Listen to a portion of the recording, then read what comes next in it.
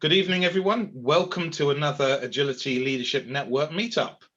I mean, fantastic to suddenly see so many people turning up for an amazing event this evening, or this afternoon, or this morning, wherever you are in the world. So thank you very much to all of the community turning up to this event.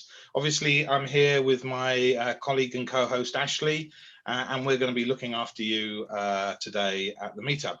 But it's with great honor that we get to introduce John, Zsolt, Myles, and Simon, who are here to come and share the story behind their book, Sooner, Safer, Happier, Antipatterns and Patterns for Business Agility. Obviously, something that certainly John and Myles know is something that I'm very passionate about myself. So John, Myles, Zsolt, and Simon, without further ado, I'm going to hand over to you. Have a great evening. Great. Thank you very much, Giles. Thank you very much for the invitation, for having us, and thank you very much for joining. It's great to see some familiar names on the list of participants. So thanks for taking the time to join. I guess we'll start with some brief introductions first of all. My name's John Smart. I have been working with Agile and Lean ways of working since the early 1990s, like some of you on this call. And throughout my career, I've taken teams on the path from traditional ways of working to more agile ways of working.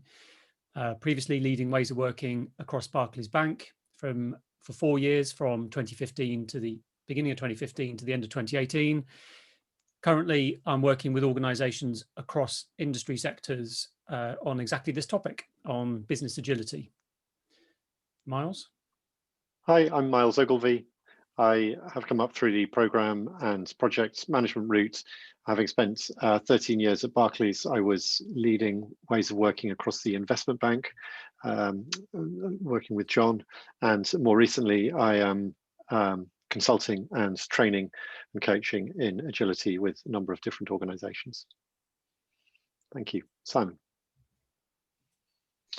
Hi, thanks, Myles. Simon Rohrer. I am currently Head of Enterprise Architecture and Developer Experience at Saxo Bank in Copenhagen. Prior to that, I worked for a number of roles.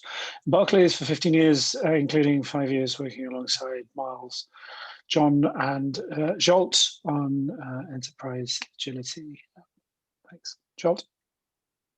Thank you, Simon. My name is Zsolt Berend, and I have 16 years experience as a practitioner, coach and trainer in business agility, and currently working at Nationwide as a product owner for the BVSSH dashboard and business agility coach, working for a number of years at Barclays together with Simon and Myles. Great. So what we're going to do this evening is we're going to start with a mentee survey. Okay, we want to find out a bit more about you. We're going to ask you some questions around in your current context or your most recent context. We want to find out a little bit around ways of working, approach to ways of working, what's working well, what's not working so well.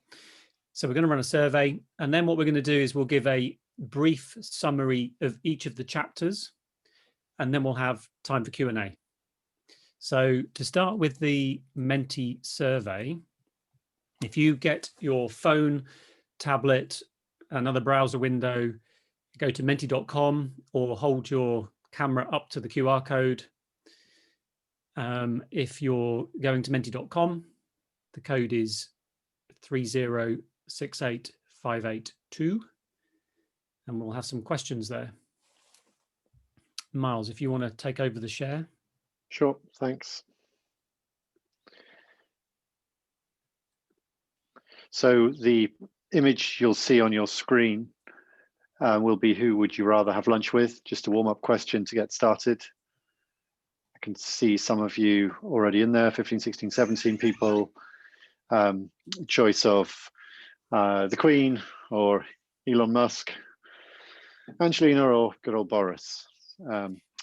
So just to get everybody in the tool and used to using it, let us know. I can see 32 people in there so far. I think there's around 50 people on the call. So I'll give it a few more minutes before we reveal the results and move on to the first proper question.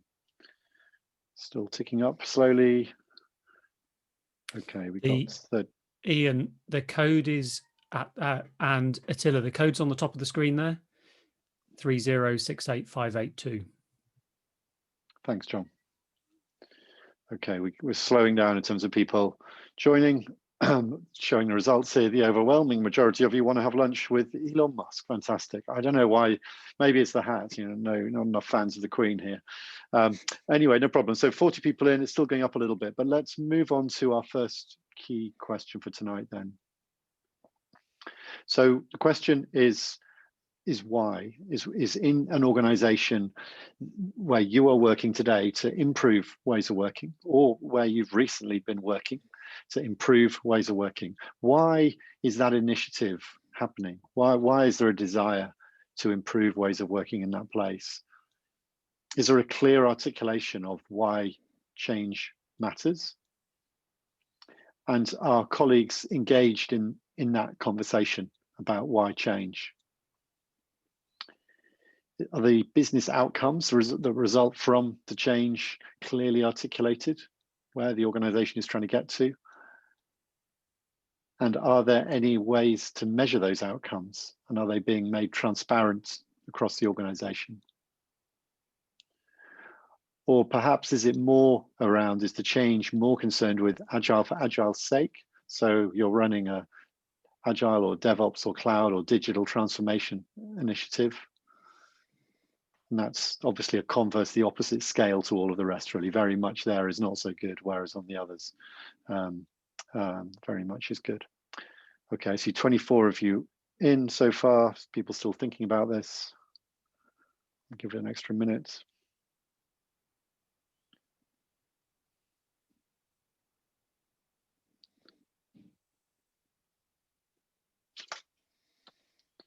Okay, I'm going to reveal the results in just a moment. I think we've got the majority of people. I didn't want to skew the results too far.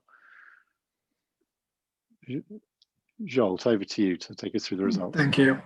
It's interesting. It's some of them is almost half-half, like the colleague engagement on why. So half of you have organizations where the why matters, and the other half engage with organizations where the why is not explored and people are not engaged.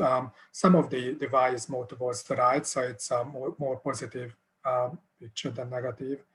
Clear articulation, again, it's in the middle. It's a little bit towards the right. So it's a half-half. It's quite interesting. The audience we have today, your engagement and measuring outcomes and making it transparent. It's a bit more towards the left. That's what we see. It's often not measured at all and no transparency. And Agile for Agile's sake. So it sounds like it's not for Agile's sake. It's only 2.2. So it's good to see that it's not Agile for Agile's sake for most of you.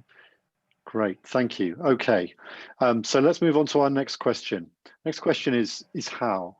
So in that organization where you are currently working or have recently been working, how is the ways of working improvement happening? Is it based on the highest paid person's opinion mandating what you should change to? Is it infliction? We will all change now. Is it one size fits all to a particular method that's being deployed across that organization? Is it the emphasis on doing agile rather than maybe exhibiting agility? And is it a transformation project with an end date, a 2-year program, and we're all going to be done in 2 years' time and don't need to be transforming anymore after that? And is it perhaps scaling framework led, or is it tooling led, or in either case, it's not a culture led initiative that's underway? So a bit harder, a bit more thought required on this. Typically, I'll just give it a minute for people to submit their answers. Myles, Paul in the chat has actually asked a question. I don't know whether you want to address it now or later. How do these results compare to other groups that this has been done with? Yeah, it's interesting. They do vary, groups quite a bit. And I would say on that previous screen, I noted not being agile for agile's sake came out very strongly. There was a peak there, and that's really nice to see. And that says the majority of you on the call and the organizations you're working at, there is a genuine understanding of the change needed. We are seeing, well, Zsolt, I think you were talking through the results. I don't know if you'd like to comment on how that's, any difference. Agreed. So that varies depending on which group we work with. But it's interesting that even within your groups that we see half and half. So there is a quite diverse engagement spectrum we see here with this audience. Okay, I'm going to reveal the results now for this item, and Zsolt, if you could take us through. Yeah, so it's inflict over invite. Again, it's good to see it's more towards now. It's coming to the middle, but it's a big anti-pattern of inflicting, pushing something, or having a one size fits all. But in your case, it sounds like it's not a one size fits all most of the cases. So that's good to see. Doing agile over exhibiting agility, again, sounds like it's in the middle, half and half. And transformation project with an end date, awesome to see. So it is not a project-based transformation. Scaling frameworks, so 2.6, so it's not scaling framework. So this audience, just to compare with others, what we see most of the time, it's more towards the right, so that the one size fits all. It's happening in many organizations, but it sounds like that in your case, actually, it is for the better. So you're engaging with the organization where it is not a scaling framework led or tooling led, but outcome led. Thank you, Zsolt. And final question then, this is more open. The question here is around anti-patterns and patterns that you have seen in this organization. What are the challenges that you're facing? And if you were to type an anti-pattern, type it AP. And if you were to type a pattern, what's working well in that organization? Prefix that with a P. And we'll just watch those scroll up the screen and look at the different patterns and anti-patterns that you are experiencing in your various places today. So if it's an anti-pattern, whatever that is, AP, and then a couple of words, pattern, P. Thank you, people getting straight in there. Zsolt, over to you. Yeah, so it's good. Lots of anti-patterns so far. No patterns. Patterns are coming in. So inflict over invite. That's a clear anti-pattern. Doing agile, not being agile. And anti-pattern. Sales-led culture. That's an interesting one. Lack of leadership and organizational development. So I see a few around leadership. And cargo card, we don't see many patterns coming in. Coaching. Yeah. Must have some coaches one. on the call. Support from CEO. That's yeah, again, the leadership is so important pattern that it's leadership. It's leadership behind it. Cloud is quite common as well. Cloud in transformations, cloud being used as a strategy without really understanding how and when to get value from that. Anti-pattern being process-led, we recognize that a lot. In large traditional organizations, the processes are a real hindrance at times. MVP, starting small, establishing a feedback loop, learning outcomes, that's another set of patterns here. We see some leadership. I see some. There was an anti-pattern around leadership. We've got a pattern here around leadership as well, saying there's good exec support. That's nice to see. So it goes. We see that in both sides. More often there's an anti-pattern generally than a pattern, but it's great to see people here experiencing both positive and the other. Building community, that's awesome. So community and engagement and learning ecosystem. And I think that's it. Missing support lot, from middle management. That's very common. the middle management, frozen middle management, trying to understand what to do. There is no silver bullet. There are no best practices. Your context matters. They come in the Spotify model. There is no P or AP. And community of practice as a pattern. That's great. So we'll come back to that in a minute. So listen, thank you. That was great. I hope that has been useful actually for everyone on the call. What we see is the topics that come up on these sheets tend to be pretty consistent across different industries, different regions we talk to, and different individuals. Actually, the same themes come up again and again and again, and ultimately that's what Sooner, Safer, Happier has been written about, is about those themes. So John, if I hand the screen back to you, maybe you could lead us into the next stage.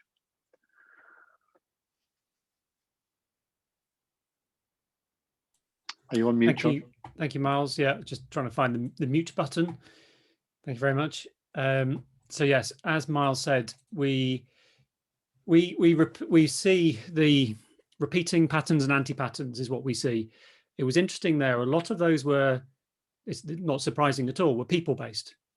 Yeah, there were a lot there around in that free text survey. There were a lot there around leaders, support, buy-in, some positive and some not positive. And there was some there around doing agile rather than being agile. There was something around inflict, I saw. So we see these patterns and anti-patterns repeating time and time again. And so based on our own mistakes that we made in our previous role, and based on shared learning in the community from probably around about 100 companies, we collated these sets of patterns and anti-patterns that are in the book. Altogether, there's, I think, close to 50 patterns and anti-patterns. And what we're going to do is we're going to share the 8 top themes around patterns and anti-patterns, and these 8 themes match to each chapter. The reason for the word patterns and anti-patterns is because, as many of you will know, there's no such thing as best practice. Because organizations are emergent, they are complex adaptive systems, change is emergent, human behavior is emergent. There isn't any such thing as best practice. There are patterns that will give you a tailwind, and there are anti-patterns that will give you a headwind. The anti-patterns will make a hard job considerably harder. The patterns will make a hard job slightly less hard, but it's still a hard job. So the first lesson learned is focus on the outcomes first and foremost, rather than agile for agile's sake, or digital for digital's sake, or DevOps for DevOps' sake, or cloud for cloud's sake. You may be surprised, you may not be surprised how often that is the case, where organizations, and this is a mistake we made back in 2015, we were running an agile transformation. I was the head of the agile transformation. Effectively, when I went and met teams, effectively what I was saying is, hi, my name's John, and I'm here to make you do agile, whether you like it or not. As you can imagine, some people were like, yay, excellent, fantastic, been trying to do this for the last 20 years at this firm, and now finally we can. Other people were like, that's interesting, meaning get the hell out of my office. And as per Peter Senge in The Fifth Discipline, to quote him, the harder you push against a system, the harder it pushes back. So the words convince and resistance should not enter your vocabulary if you're going about change correctly. So we stopped focusing on agile, even though, we've been agile practitioners for some time, and we weren't mandating how you do agile, but effectively we were still mandating agile. And we pivoted to the outcomes: better, value, sooner, safer, happier. We'll take a closer look at those. Better is quality. To quote W. Edward Deming, as per Deming, inspecting quality in later is effectively saying, you burn the toast and I'll scrape. So, tell you what, let's not burn the toast in the first place. So for quality, that's about building it in, stopping the assembly line, the Andon cord at Toyota, do stop the assembly line, unlike General Motors, where you were fired if you stopped the assembly line. Value is unique. It's why you're in business, and it is measured through OKRs, objectives and key results. And so if you're a bank, that might be the amount of mortgages that you've issued. It might be first-time buyers on the property ladder. It might be your market share for equity trading. If you're a fashion retailer, it might be your share of the luxury bag market. It could be sales of trench coats. If you're an energy company, value could be the amount of energy you're generating from renewables instead of fossil fuels. So it is completely unique. Sooner is time to value, the heart of Agile and Lean, time to learning, shortening the time to learning. So lead time from the time starting to starting work on something to getting it into the hands of a consumer. Throughput is a count of items of value, and flow efficiency is the ratio of time that you're working on work versus work is waiting. Most large companies have a flow efficiency of 10%, which means that work is waiting 90% of the time. Safer is continuous compliance, agile, not fragile. This is governance, risk and control. This is trust. This is data privacy, information security. And then happier, which is happier customers, colleagues, citizens, and climate, because improving ways of working is not at any cost to society or to the planet. And on that climate one, we're practicing what we preach. We are out of author royalties. We are funding the planting of trees in rainforests with a 10 times carbon benefit. And when you look at the benefits that we saw where we were working previously, after 3.5 years, we saw a 20 times reduction in failure demand. We saw a 3 times improvement on time to learning, time to value, time to pivoting. The best teams were 20 times sooner. We saw a positive compliance trend. We saw a reduced impact radius because it was more smaller change. So if something did go wrong, it was a whimper rather than a bang. And colleagues in those compliance roles, the feedback was they went from spending 80% of their time fixing things that had already broken to 80% of their time proactively working with the product teams in the value streams, preventing things from breaking. And we had the highest colleague engagement scores from an external UView survey, and we had a positive client net promoter score. So you get into a virtuous circle. So these outcomes balance each other out. So the more smaller change you have, the happier people are. You get a faster feedback loop, more pride. You see the fruit of your labor more quickly. You have higher quality because it's smaller change. You have higher quality, you have happier consumers and happier colleagues. You further reduce your lead time because you're not spending time fixing bugs from or fixing issues from your long lead time change that you were doing before. You're able to pivot on value, so you have more value. You're doing smaller change, so your safety goes up, and you can get into a virtuous upward circle.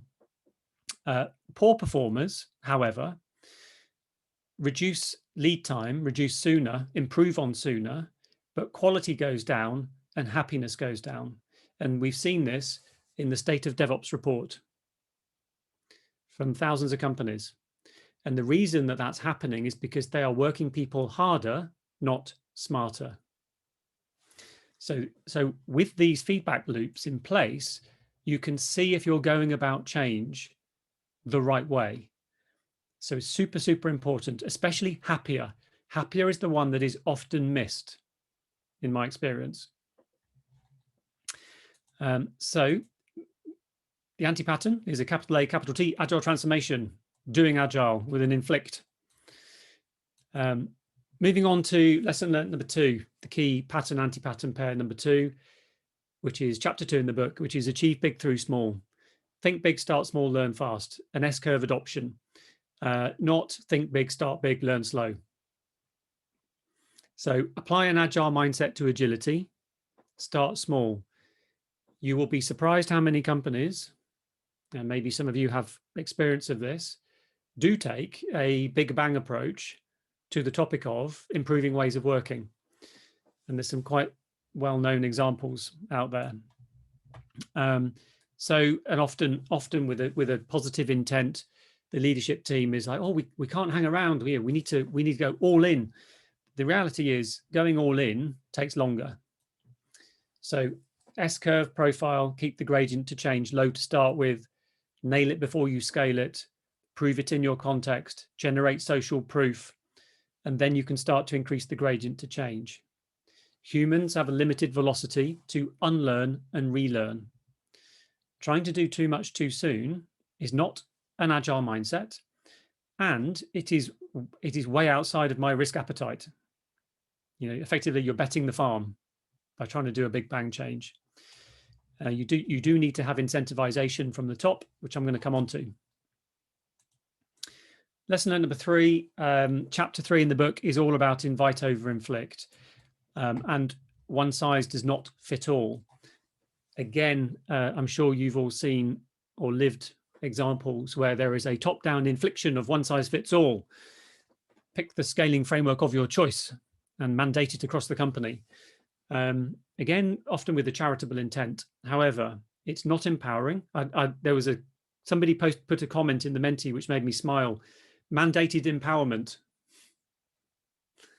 That was a great comment. Yeah, I mandate you're empowered.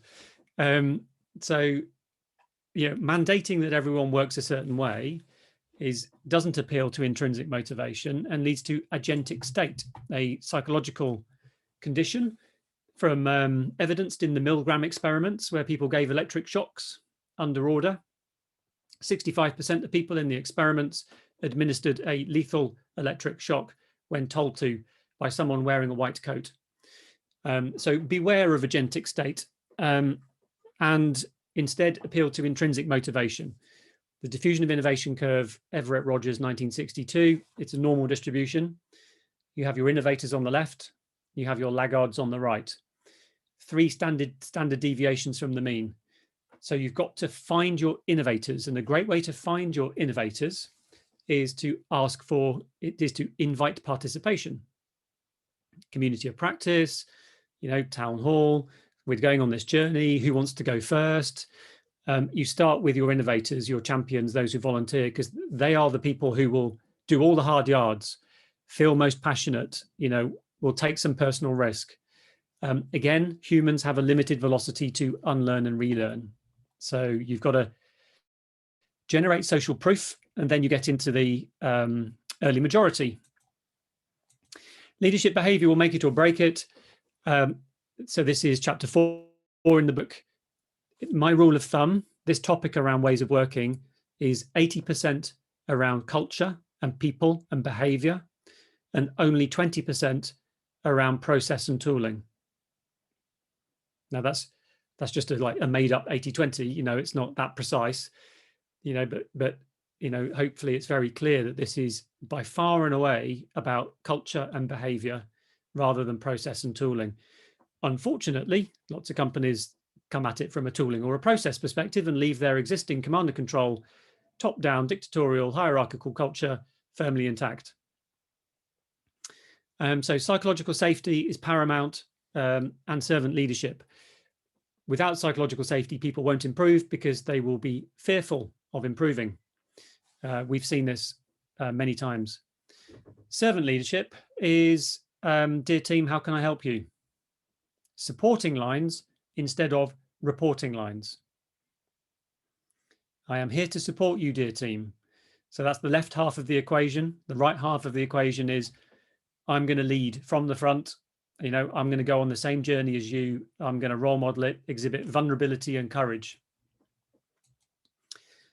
Chapter 5 is all about the pivot from project to product, from Gantt charts with predetermined solutions and fixed milestones to outcomes. And this is a big mental leap for organizations. This is the pivot to value streams, long-lived teams on long-lived value streams with outcome hypotheses, and the outcomes are not funded, the value streams are funded. So there's a massive shift in, well, that's not massive. There is a shift in finance and funding. Capacity funding value streams in order to maximize value. Chapter 6 is concerned with building the thing right. So this is governance, risk and regulatory compliance. And this is keeping your organization safe from data spills or cyber attacks. The first anti-pattern that we talk about is around safety within safety. So this comes back to the psychological safety theme that John mentioned, but focuses specifically on the safety domain. There's a story you may remember, an event you may remember not too long ago around Deepwater Horizon, the oil rig that exploded in the Mexican Sea. And on the day that oil rig exploded, which was the largest accidental oil spill in history, executives from Transocean were on the rig celebrating 7 years without any incidents. And the investigation then tried to look at, was that because there had been 7 years of perfect safety behavior and then a freak accident out of the blue? Or was that something else? Was that 7 years of people being afraid to speak up, of bad news being buried, of systemic weaknesses building, and eventually a disaster happens? And the investigation certainly indicated the latter in that case. So psychological safety, whether you are in a safety critical industry or whether you're in financial services, psychological safety matters to enable people to have the ability to say stop, where leadership are welcoming diversity of opinion, and where the discussion about safety is being kept alive by all teams at all times. So psychological safety is the first pattern, anti-pattern pair within safety. Second one is around safety silos. So within organizations I've worked at, there are many different types of governance, risk and compliance teams. We have fraud, we have money, anti-money laundering, we have know your clients, we have legal, there's all kinds of different governance teams. And as a change team, if you're trying to navigate that, it can be very slow. So we put a stopwatch on the simplest possible application that you could write one line of code, the Hello World application, and timed that going through the process from code complete to live. We found that in that context, it was taking around 3 months, and that required 20 man days of project management effort just to chase it through. So that's for a nil risk thing. Being put live is incurring that amount of effort. This is not a proportional response to the safety involved, and it's a consequence of having too many silos. So the anti-pattern here is having safety silos, and the pattern is around cross-functional, long-lived safety teams, where all the skills needed to guide a value stream or a product team on the risks and regulations that they might need to consider are available to them very easily and quickly. So that's a pattern that we understood at scale. It was very effective across 15,000 people. So long-lived cross-functional safety teams there. And the third pattern, anti-pattern in chapter 6 then, was around having a fixed mindset to risk. So the long, ever-growing checklists, 80 questions before you want to put something live, might have been suitable if you were on a car production line 100 years ago. You've got your 80 list of questions around quality, but these days for software, when releases are getting smaller and smaller and smaller and more frequent, that approach just doesn't work. So the pattern is a much more lean approach to embedding risk stories in your value stream, in your backlogs and in your delivery path. And there's a process and pattern there, the minimum viable process to enable teams to manage risk as they flow with continuous delivery. Simon, over to you. Thanks, Myles. So chapter 7 is entitled Continuous Attention to Technical Excellence, and this, in the same way that Jez Humble and Dave Farley's title for Continuous Delivery, the book and the practice, comes from the Agile Manifesto, so does our chapter 7 title, which is Continuous Attention to Technical Excellence and Good Design Aids Agility. That's what we believe. So anti-pattern 7.1 is about going faster, leading to going slower. We talked several times about feature factories, and this is about the feature factories' impact on actual software delivery. That anti-pattern about just delivering features and not paying attention to technical improvements, either paying off debt or learning new techniques that will make you go faster. Of course, the counter pattern for this is go slower to go faster. That sort of counterintuitive thing that says if you are going to go fast in the long term, you can't just go fast in the short term. You've got to reserve time. We recommend a rule of thumb of around 20% of time should be reserved both for paying off technical debt, as well as, I guess, learning those new techniques, technologies, tools, and practices that will make you go faster. Second anti-pattern is such a common one. It's agile hollow shell, what Martin Fowler calls flaccid scrum, but effectively agile, trying to deliver software in an agile way without remembering that there are actually agile engineering techniques. As I keep repeating when we're talking about this book, I'm an extreme programmer. I picked up the XP White Book in '99 before the Agile Manifesto was written. I still use XP in my daily work. And really those sort of engineering practices that underlie extreme programming, things like test-driven development, continuous refactoring, simple design, they're at the heart of strong agile software development. So pattern 7.2 is about continuous technical excellence. It talks about how most of these are human techniques. They're not necessarily just pick up a tool and you'll get to do something, but they're about human techniques in software delivery that genuinely will make you technically excellent and able to go faster. Anti-pattern 7.3 is above the team level. It's more at the enterprise level. It talks about misalignment of teams and architecture. So you might decide that you're going to reorganize into value streams, but you forget about the fact that you have a legacy architecture that over 30 years has got one team looking after the database, another team looking after some business logic, another team looking after an API layer, and yet another team looking after the user interface. You try and break them up, you're going to break your delivery. You're not going to get faster flow. You're probably going to get slower flow. So anti-pattern 7.3 is called Architect and Organize for Flow. It takes the lessons from Mel Conway's observations in the late 60s, alongside the sort of newer work that the team topologies guys have been doing over the last few years. It says you have to take team organization and technical organization of your architecture hand in hand. And if you're going to reorganize, bear in mind that the likelihood is to get faster teams and autonomous teams, you're going to have to re-architect as well. That's not going to go quickly. It's probably going to take time, but bear it in mind as you are reorganizing and re-architecting for flow. The final one is one that we've again seen time after time after time, which is tools over people, in particular when people try and do a DevOps transformation and say, great, our DevOps transformation is that we're bringing in Jenkins and Git and 3 other tools, and then we are done. And that is not the case. DevOps, as most people will know, is about culture, automation, lean metrics, and sharing. Only 1.5 of those are really much about tools. Most of that is about people. Most of agile engineering is about people. Most of business agility is about people. So pattern 7.4 is called Smart People and Smart Teams with Robot Friends. The robot friends, the tools, they are there to take the drudge work, the toil, and the potentially error-prone work away from people, to let them be smarter and smarter and use their creativity and intelligence to deliver better value sooner, safer, and happier. Thanks, Zsolt. Thank you, Simon. So chapter 8, this is about learning organization, creating a learning ecosystem.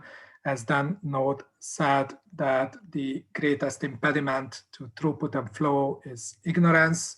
So looking at a series of anti-patterns, starting with the traditional row-based silos of information and learning silos, where knowledge is lost in multiple handoffs, focusing on outputs over outcome. That's another anti-pattern, so which prevents learning, and weaponized metrics, so which focuses the mind on achieving a target, however that's done, or on activities instead of maximizing on outcomes and learning. So it's always the underlying mindset patterns is about the fear of uncertainty, the fear of data, and the fear of losing mastery. So let's hold on to that, which these antipatterns are all exhibiting and preventing learning. Moving to the pattern, so optimize for learning, where we look for optimizing for the end-to-end flow, breaking specialization, breaking silos through collaboration. Then it's about connecting the disconnected knowledge and information bubbles within the organizations. Through awards, running ways of working awards, through conferences and conferences, to collaboration platforms. And also then the last one is about measure for learning. So providing access to a self-serve dashboard, which I'm actually currently doing and working on, to all colleagues, so that you can draw data, insights, and correlations, and start measuring outcomes better, value, sooner, safer, happier. Back to you, John. Thank you very much. So very briefly, why we wrote this book, and then we'll get into Q&A. We wrote this book to share lessons learned the hard way, so that others don't have to make the same mistakes that we made and that others have made, to create more humane ways of working, improve the world of work. Like I said, we saw the highest engagement scores, and it is a more humane way of working. For business agility overdoing agile, having seen lots of examples of, again, with a charitable intent, people doing agile rather than genuine end-to-end business agility. And our scope in this book, and our scope from our previous role and our current roles, is whole organization agility, not just agile in IT. And it needs to be whole organization agility, because just agile in IT is a local optimization. The audience it's aimed at leaders at all levels, in all roles, those helping and hindering. So this book is intended for a broad audience, typically someone in a traditional organization, traditional large organization, either about to go on this journey or has gone on this journey and things are not going as well as people would like. It is not intended for your super experienced agile coach, because your super experienced agile coach, I would hope, will a lot of the content will be either common sense or common knowledge. In reality, it's common sense but not common practice. Yeah, so we see plenty of examples of the Antipatterns alive and kicking. So the point around those hindering is the intent for those who are agile and lean and DevOps gurus is that maybe this book can help as a lever to emphasize your messages. So if you're working in an organization and you're an agile coach or a ways of working coach, and you're dealing with some challenges, our desire is maybe this book can help you as well. So just act as a bit of a lever, which is, hey, dear team, take a look at anti-pattern 3.2. I think that's what we're doing. Why don't we take a look at pattern 3.2 instead? So if you are coaching, helping organizations, then hopefully this book can act as an amplifier. And the intent as well is that the individuals in business lines, finance, procurement, marketing, HR can also pick up this book. Leadership teams can pick up this book and hopefully sidestep any potholes. And like I said, we're planting a tree for every 4 books sold, which is a 10 times carbon benefit. And we have a community. So on soonersaferhappier.com, about halfway down the page, you can register. Also, I think the link that Myles has shared in the chat for the sticker and book giveaway will enable you to register as well. So we have a public, better value, sooner, safer, happier community for shared learning, much like this one. And now we have some time for Q&A. So I think we would like to invite everybody who wants to take part in Q&A to actually come on camera, come off mic, and actually ask the questions live. Obviously, if people don't, we will, you know, even if you want to do it off with cameras off and still come on mic and ask as well, great. If not, we will read them out on your behalf and get your questions into the team. So, you know, please feel free. I know Ian had a question earlier on, and it would be great possibly if Ian, if you wanted to start with your question from earlier, if you're still with us. Yes, I am. I'm not an agile coach, as Giles knows, because I've been on a call with him before.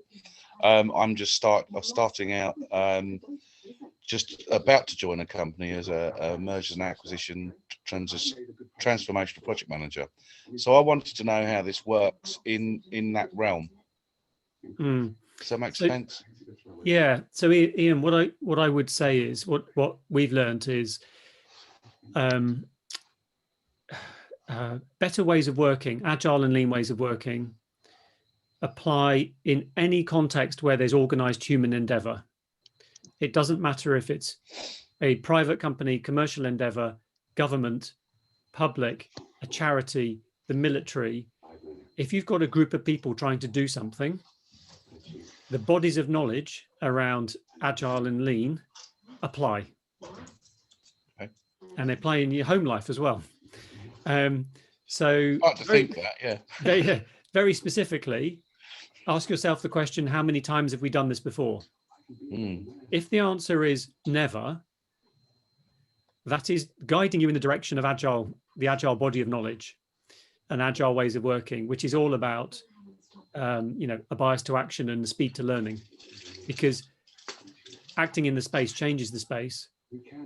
There are unknown unknowns because you've never done it before. If when you're in your new role and the context is you ask yourself the question, how many times have we done this before? And the answer is, oh, we do this 1,000 times a day.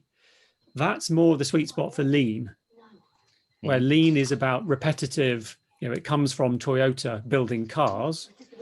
And that is, there are known unknowns. You know, if something goes wrong, you pretty much know how to fix it.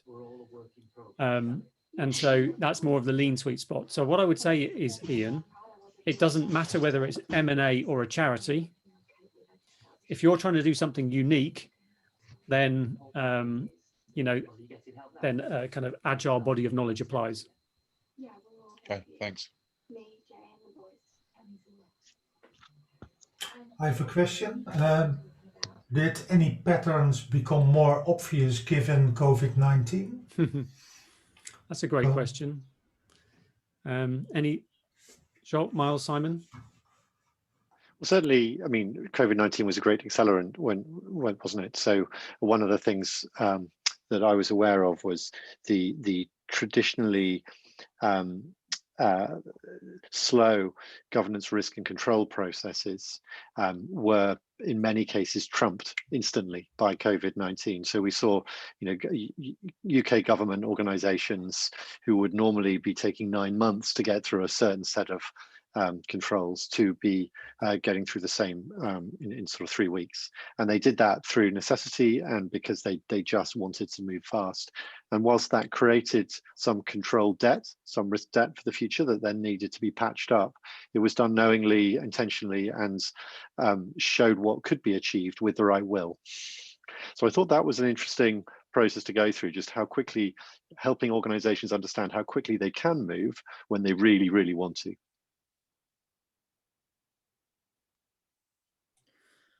And then often the conversation then is, how do we continue those ways of working that we had just after the beginning of the pandemic? How do we make those business as usual? Exactly. I've got a question. about the Agile transformation, anti-pattern and pattern, where it's about having the Agile mindset and not doing Agile, or having an actual Agile transformation program of works that has a start and an end date, etc. So, I mean, I wish I could just give your book to some of my senior leaders and say, read this, you'll get it. Like, don't take my word for it. Like, let's just adopt all of this, right? But for a lot of companies who aren't just getting their foot on the first rung of the ladder, who aren't even Agile yet in any way, shape or form, or lean or anything, they're still operating in this kind of more traditional mindset where they've got their stage gates and their business cases that have to be funded, so you almost have to work within that framework to even start the journey. So how do you get around this if you can? And if not, what tips would you give to those of us who are writing business cases or trying to sell work or convince companies to even start this Agile journey?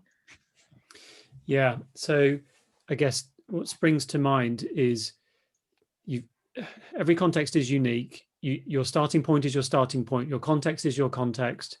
And it's a case, I think, of trying to make the best of the situation that you're in.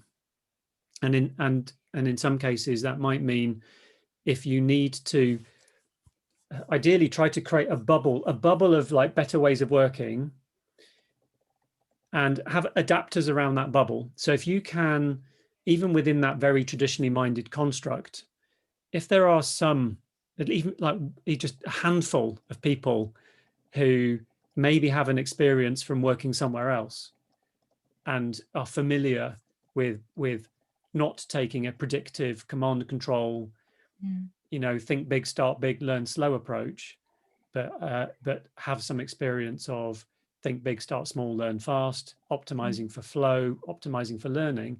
If you can just create that seed, that bubble, then have adapters around the outside of it where you nod and you smile and you give people what they ask for.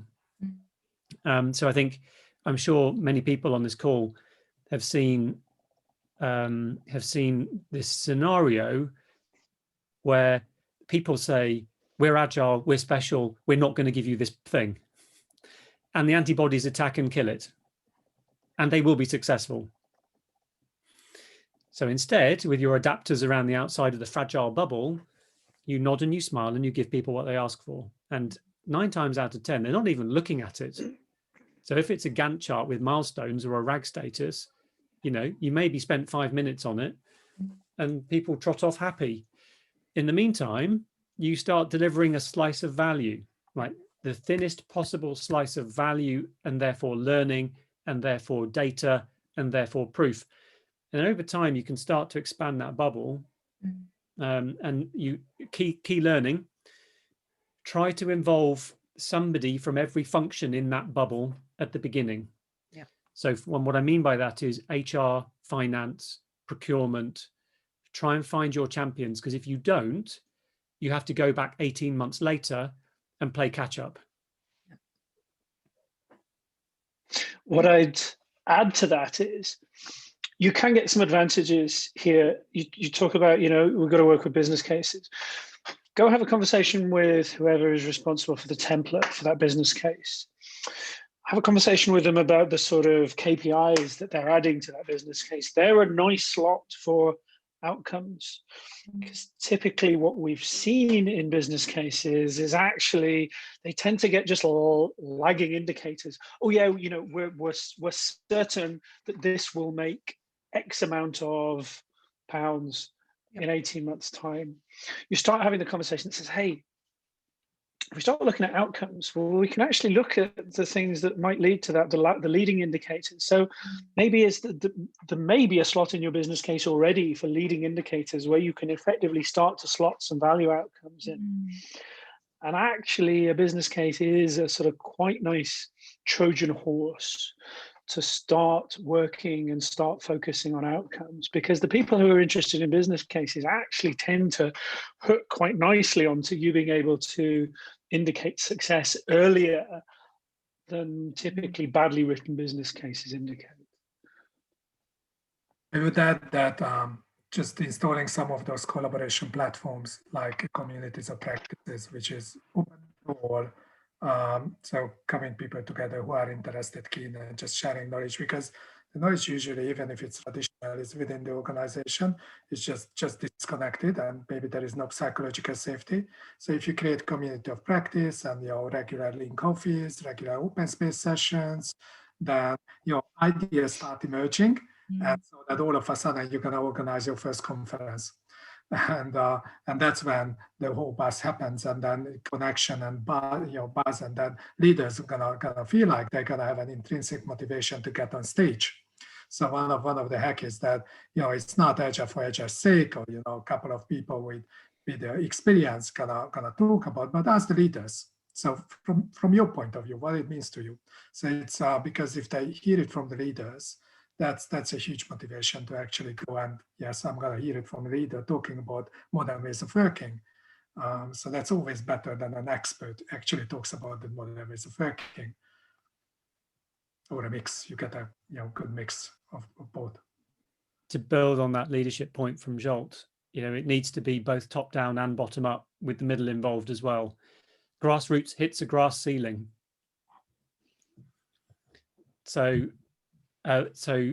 Ashley, very, very intentionally, what we do, what I do with organizations is I try to have a conversation with the most senior leadership team possible, and I'm pretty forthright or pretty blunt on the advice, which is, don't force this, don't do a big bang. If you want to be successful, that will take longer, there'll be more chaos, it'll be more risky.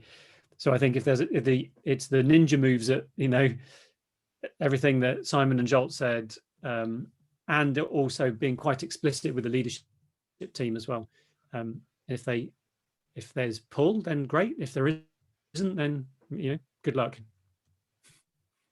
Brutal. I love it.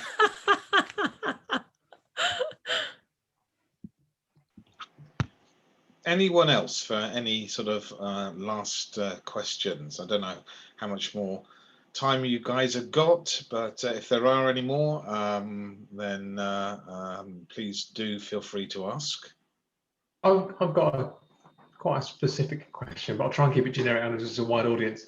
So I work for a very big financial services organization that's been through what I think is a very successful agile transformation over the past couple of years. And the bit that I work for is a small part of it. So we're kind of masters of our own destiny, but and I'm a big buyer of all of the things that you guys have gone through, and agile and lean techniques, etc. But what we tend to do in my team is IT infrastructure, so physical IT infrastructure in different offices. And I know, John, you were saying earlier about what you can apply these things to. And there's big bodies of knowledge out there, obviously lean from Toyota originally, et cetera. But I'm really struggling to find some specifics around how to apply it to the team that I'm running effectively. So we're about 20 people. And because we're doing mainly IT infrastructure, help desk, that kind of thing. And you think, okay, well, 20 people is too big to involve in everything in terms of like planning sprints or something. Okay, so if you try and break it up, well, we can't break it into smaller, self-sustaining agile teams, feature teams. That's impossible as well. So I'm kind of a bit between a rock and a hard place about how to apply it to this particular situation that I'm in. Yeah. So from what little context I know from what you've just shared, Andrew, if what you're doing is not unique change, and as I said before, the question to ask yourself is, how many times have I done this before? And if you're dealing with kind of business as usual, repetitive activity, then absolutely, you don't need multidisciplinary teams running sprints. No, you don't. You don't need to have help desk staff in multidisciplinary teams running 1 week iterations of answering tickets or answering the phone.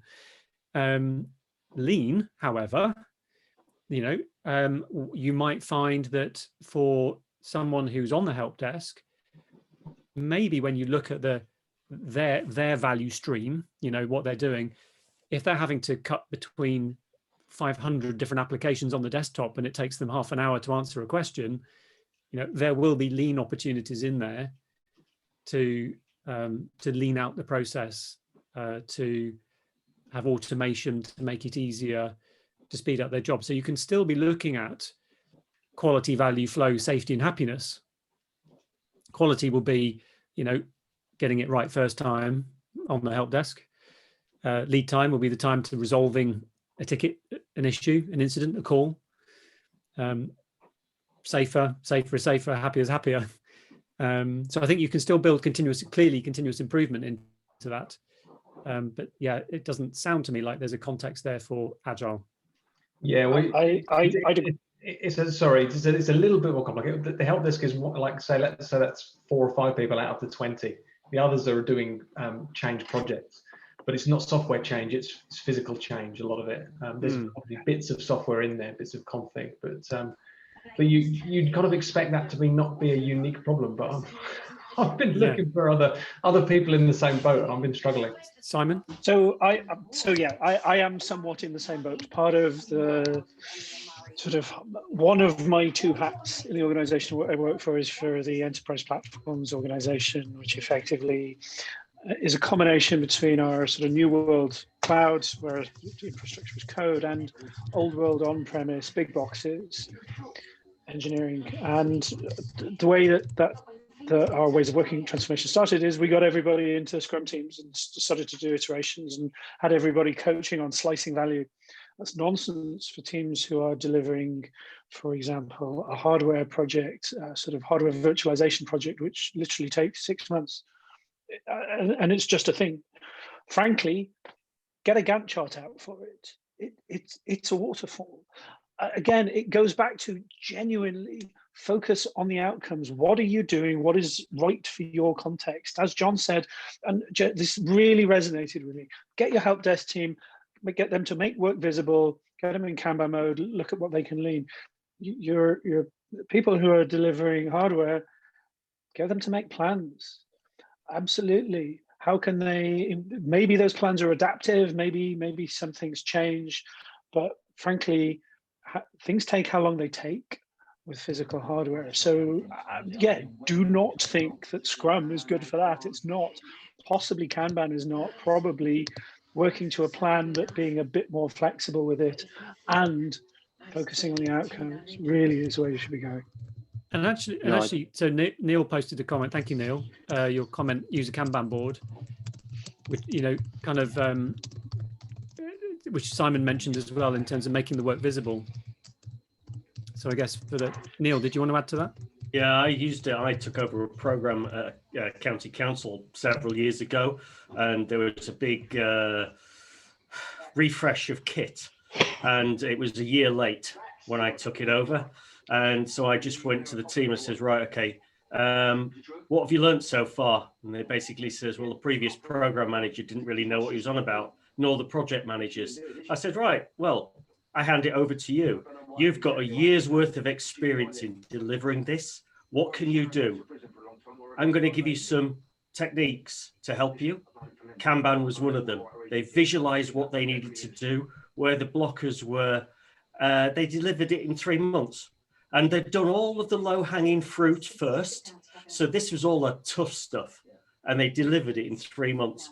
They just couldn't believe what they could get, what they could achieve. And it was empowering them to do something different rather than say, here's your Gantt chart, follow what I'm telling you to do. Yeah, great example. Works. Great example. And that's made me remember another similar example. This was a real estate team who were kitting out a building on campus, and on the right hand side of their office, their room, they had the traditional Gantt charts. Yeah. On the left hand side, they had Kanban boards. Because what we did is we engaged with the real estate team. So I guess maybe this is similar, Andrew, maybe not the same, but similar. They had the Kanban boards on the left, and they've been doing this now for about, I don't know, 3 months, 4 months or something. And I went and I spoke to the CEO of the company, the real estate company who was doing the work for us, and the team. And we stood in this room and I said, right or left, which one do you prefer? Left, Kanban boards. Will you ever go back to Gantt charts ever again? No, never. We're always going to do it this way now. And it was because it gave them, as Neil said, and Simon said, it gave them that transparency around where the work was. Yeah. and ticket aging and everything else. Interesting, John, because I actually did that I worked for Capital One 12 years ago and the marketing product development for credit cards, as opposed to products as in systems, they were always delivering late. So did exactly the same thing. They'd always relied on Gantt charts, and they always delivered really late. So they missed launch dates. So, you know, the student window, they need to launch a credit card for students before they actually go to university, not 3 months after they've been there, because that means their competitors have already taken the business. So use a Kanban. And my God, they dropped Gantt charts after they saw how well they could use a Kanban. Nice. And I just want to respond to Sheila's comment or Sheila's observation experience. Sheila, the advice on that is you have to talk to the board on a regular basis, otherwise it won't get updated. It will go stale. So it might be a daily stand-up, it might be twice a week, it might be once a week, whatever it is, but you absolutely have to talk to the work on the tickets on the board, and people have to update the board in advance of your talking to the tickets on the board. Because if you don't, they won't live, which is what you've articulated and experienced. Ask the question. Hi. Hi, Joe. This is Gil from Israel. Hi, Gil. Hi, this is Gil from Israel. I'd like to kind of, there's some background noise there. My question is about it seems like there's a little bit of a paradox in what you're saying. On one hand, you mentioned to achieve big through small, right? Think big, start small. But the other hand, you say try and give a full slice of value. And a full slice of value means dealing with people from sales and marketing and finance and development and legal and this and that. And that's going wide. That's hard to do small when you have to deal with so many stakeholders from so many different departments. Can you guys maybe speak to that seeming paradox? Who wants to go first? Any takers? You're on mute. Did I stop you guys?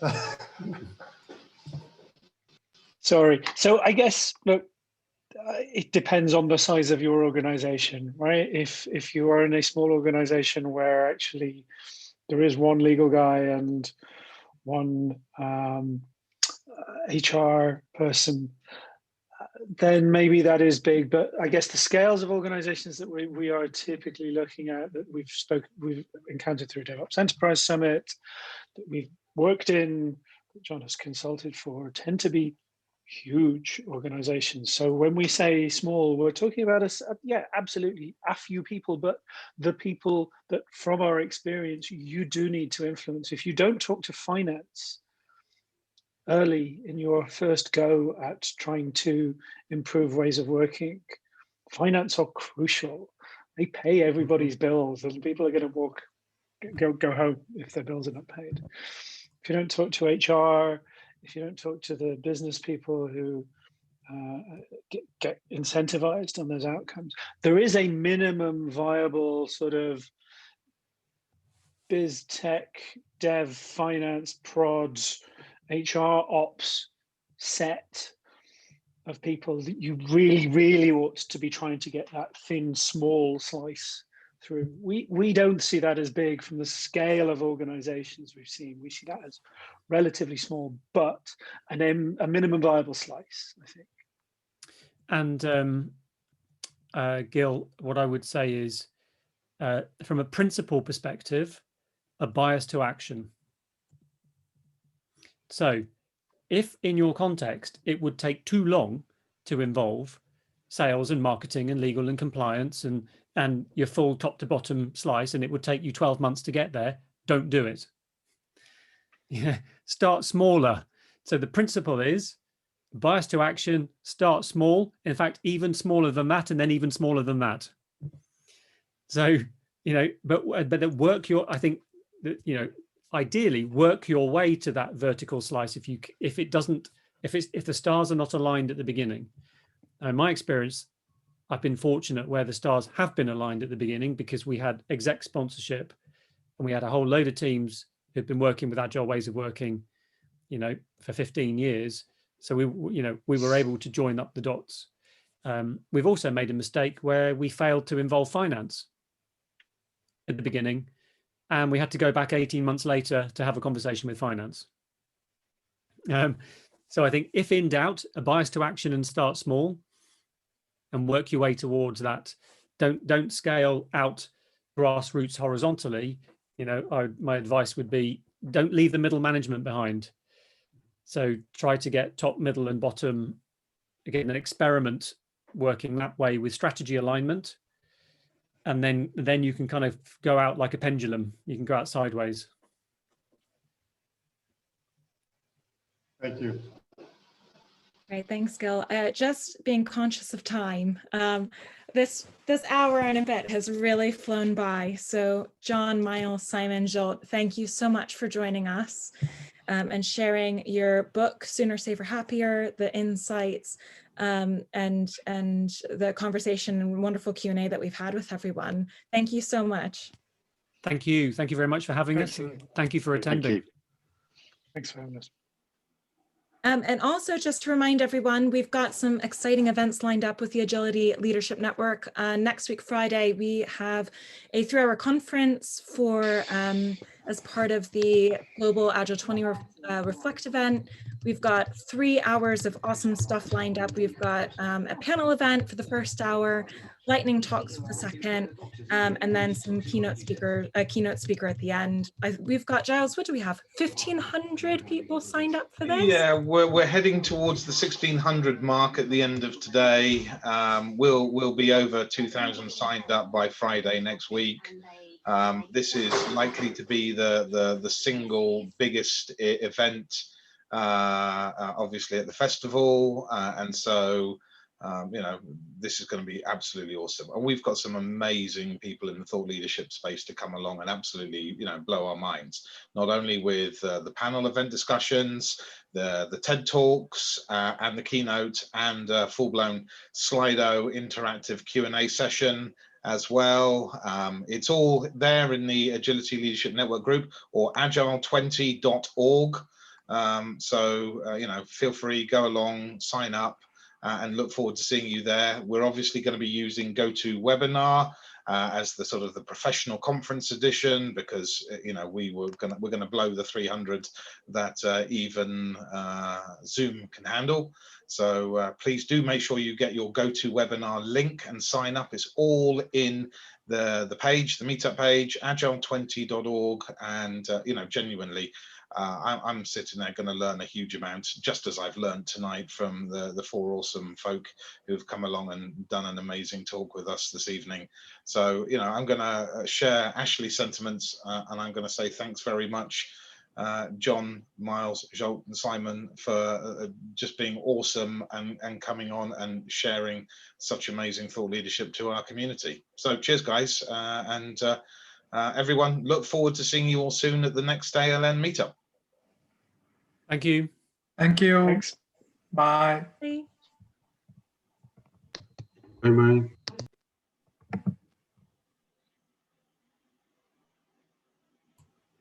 Good session, Giles. Ashley, well done. Thanks, mate. Thank you. Good to see you. Yeah, thank you. I thought I'd share some Smarties with you both. Yeah. I love it. Makes me quite hungry, though. Oh, okay. Look, there you are. Have some more.